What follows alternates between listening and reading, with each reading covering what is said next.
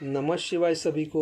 पहले मैं अपना परिचय दूंगा और उसके बाद में दीक्षा लेने से पहले और दीक्षा लेने के बाद में जो मेरे अनुभव रहे हैं वो आप सभी के साथ मैं शेयर करूंगा। मेरा नाम नरेंद्र साठे है। मैं बड़ौदा गुजरात से हूं। मैं एक ब्राह्मण परिवार से हूं।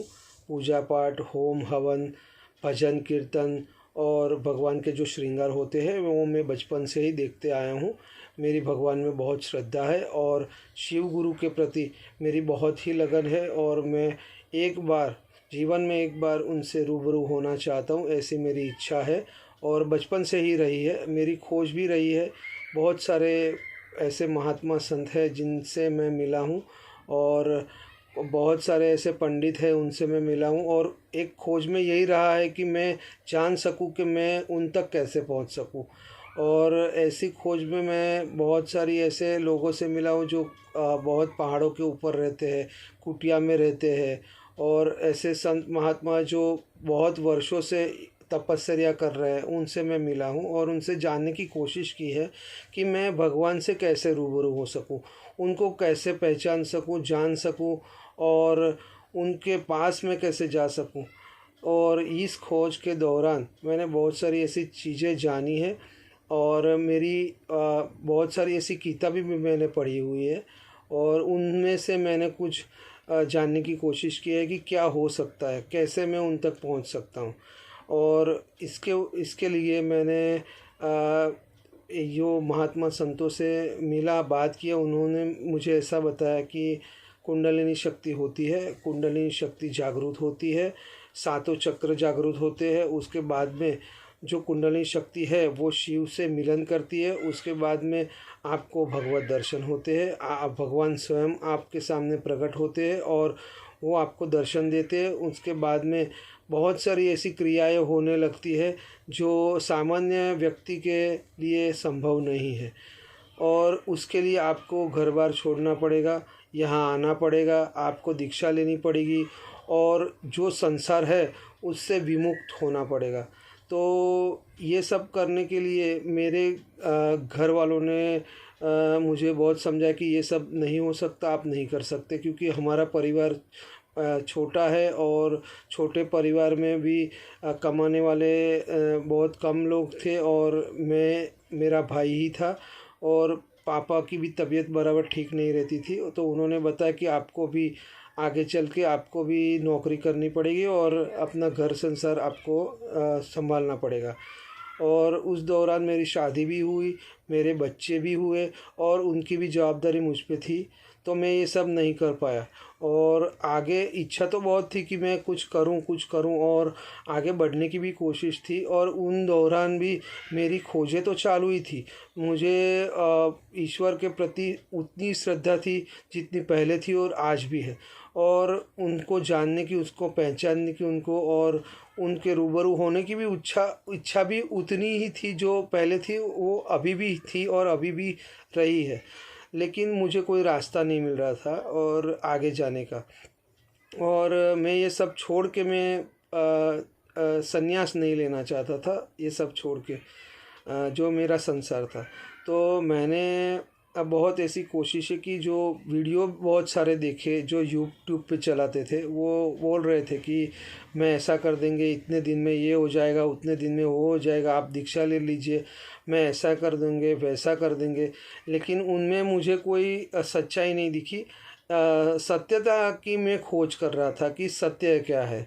इसकी वजह से मैंने ऐसे वीडियो कॉल भी अटेंड किए जो ये बताते थे कि मैं आपकी कुंडलिनी शक्ति आपको जागृत कर देंगे, इतने दिन में इतना ये हो जाएगा, आपको भगवान के दर्शन होने लगेंगे, आप एक दिव्य शक्ति प्राप्त कर सकेंगे, ये वगैरह वगैरह सब मैंने बोल रहे थे वो। और तो मैंने सोचा कि नहीं, इतनी आसान तरीके से तो नहीं मिल सकता, क्योंकि हमने इतने सारे संतों से बात की है, इतने सारे लोगों से बात की है जो इस फील्ड में है, तो वो लोग तो ऐसा ही बता रहे कि ऐसा नहीं हो सकता। तो ये यूट्यूब पे जो चला रहे हैं वो क्या है, तो उसकी सत्यता जानने के लिए भी मैंने बहुत कोशिश की, लेकिन वो लोग पूरा सच नहीं बता रहे थे और हमें दबाने की कोशिश कर रहे थे। तो मैंने उनसे भी फिर बात करना छोड़ दिया और आगे कुछ हो सकता है कि नहीं, उसकी खोज मेरी जारी थी। तो उन दौरान मैंने यूट्यूब पे गुरु सत्यवान जी की वीडियो देखी और उनमें मुझे बहुत सत्यता लगी, तो मैंने उनसे संपर्क करने की कोशिश की। तो उनसे संपर्क करने के दौरान उनके जो शिष्या और शिष्य दो थे, हिमाचल प्रदेश में वो रहते हैं। तो उनसे मैंने बात की कि मैं क्या कर सकता हूँ, मुझे आगे करना है कुछ, लेकिन ये सब छोड़ के मुझे नहीं करना है, मुझे संसार में रह के ही आगे बढ़ना है। तो मैं क्या कर सकता हूँ, आप मुझे कुछ रास्ता दिखाइए। तो उन्होंने मुझे बताया कि आप हमारे जो गुरु जी है, गुरु सत्यवान जी, उनसे आप बात करिए। मोबाइल नंबर उन्होंने मुझे उनका दिया और उन्होंने बताया कि आप किसी भी वक्त उनसे बात कर सकते हैं, वो आपका कॉल उठाएंगे, आपसे बात करेंगे। आपकी जो भी परेशानियां है या जो भी आपके दिमाग में चल रहा है, जो भी आपने सोचा या पहले से आपने देखा है या सोच रहे हैं, उसका सब आपको जवाब मिलेगा और वो आपको सही तरीके से सब आंसर भी करेंगे। और आपकी जो भी प्रश्न है उनसे उनकी जो प्रॉब्लम्स है वो आपको बताई जाएगी और आपका जो आगे करने का है आपको, उसके बारे में भी आपको बताया जाएगा और कोई तकलीफ़ नहीं होगी आपको और आप सही तरीके से शिव गुरु से मिल सकेंगे, आप उनसे रूबरू हो सकेंगे। और ये शक्य है, आपको यहीं रह के सब कर सकते हैं, आपको कोई संसार छोड़ने की ज़रूरत नहीं है। ये सब उन्होंने मुझे बताया। तो मेरी इच्छा और प्रबल हो गई कि नहीं, मुझे गुरुजी से बात करनी है और मैं आगे बढ़ना चाहता हूँ, मेरे संसार को छोड़े बगैर मैं आगे बढ़ूँगा। और मेरी जो बचपन से इच्छा है कि मैं शिव गुरु को रूबरू हो सकूँ, महादेव को रूबरू हो सकूँ और उनसे बातचीत कर सकूँ, उनको देख सकूँ, तो वो मेरी इच्छा पूरी हो सकेगी, ऐसी मेरी आशा जगी। और उसके बाद में मैंने करीबन 16 सितंबर को 2022 को मैंने उनसे बात की और उन्होंने मुझे बताया कि ये सब जो यूट्यूब पे चल रहा है वो सब सही नहीं है और वो जानकारियाँ भी सही नहीं है, वो आपको जो है गलत तरीके से सब बता रहे हैं और वो आपको उल्लू बना रहे हैं। और वो भी मुझे सच लगा कि नहीं, वो जो यूट्यूब पे चला रहे हैं वो सब गलत है और वो हमें उल्लू बना रहे हैं। तो उसके बाद में जो सत्यवान गुरुजी से मैंने बात की तो मुझे बहुत अच्छा लगा उनसे बात करके और वो जो कुछ भी उन्होंने बताया उसमें मुझे सत्यता लगी। उसके बाद में मैंने उनसे दीक्षा ली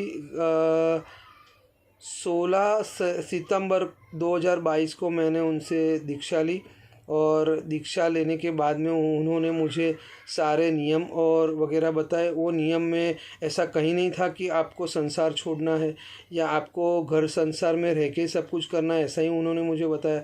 और दूसरी एक बात भी बताई कि आपको आपके परिवार के प्रति जो कुछ भी पहले चल रहा था वैसे ही आपको रहना है, आपको वैसे ही आपको पत्नी धर्म भी निभाना है, बच्चे का धर्म भी निभाना है, माता पिता के साथ भी वही व्यवहार रखना है। ये सब उन्होंने बताया। आपको कुछ अलग नहीं करना है, आप जैसे रहते थे वैसे ही रहना है और शिव गुरु की आपको जो करनी है साधना वो करनी है और आपको कुछ अलग नहीं करना है। आपको सिर्फ शिव गुरु के प्रति आपकी जो पहले से निष्ठा थी वही रहेगी। आपको शिव गुरु का साधना करनी है और उनको पाने की आपको आगे की जो कार्य करना है वो उन्होंने सब मुझे बताया। उन्होंने मुझे गद्दी का मंत्र दिया, उन्होंने मुझे माला का मंत्र दिया और मेरी यात्रा शुरू हो गई। और वो यात्रा के दौरान मेरे बहुत अनुभव अच्छे रहे हैं। मेरी कुंडलिनी शक्ति जागृत हुई और मुझे पता नहीं था कि कुंडलिनी शक्ति क्या होती है, तो मुझे उन्होंने बताया कि कुंडलिनी शक्ति ऐसे होती है और वो उन्होंने जो बताया वो अनुभव मैंने किए। उसके बाद में धीरे धीरे सब चक्र ऊपर उठते गए और मेरा मूलाधार से लेके सहस्त्रार तक पूरी वाइब्रेशन हुई और वो वाइब्रेशन में सहस्त्रार चक्र से तरंगे बाहर गिर रही थी और पूरे शरीर में उसकी ऊर्जा मुझे महसूस हो रही थी। वो सब मैंने जाना, देखा। इन 50 यानी 55 दिनों में मुझे वो अनुभव हुए और मुझे बहुत बहुत अच्छे अनुभव हुए और आगे भी मैं आशा करता हूँ कि मुझे ये सब अनुभव होते रहे और गुरु सत्यवान जी की मुझ पर कृपा रहे, शिव गुरु की मुझ पर कृपा रहे। बस ये बोल के मैं ये वीडियो ख़त्म करना चाहता हूँ। शिव गुरु की सदा ही जय हो, सदा ही जय हो, सदा ही जय हो। माँ पार्वती की सदा ही जय हो, सदा ही जय हो, सदा ही जय हो। गुरु सत्यवान जी की सदा ही जय हो, सदा ही जय हो, सदा ही जय हो। नमस्कार।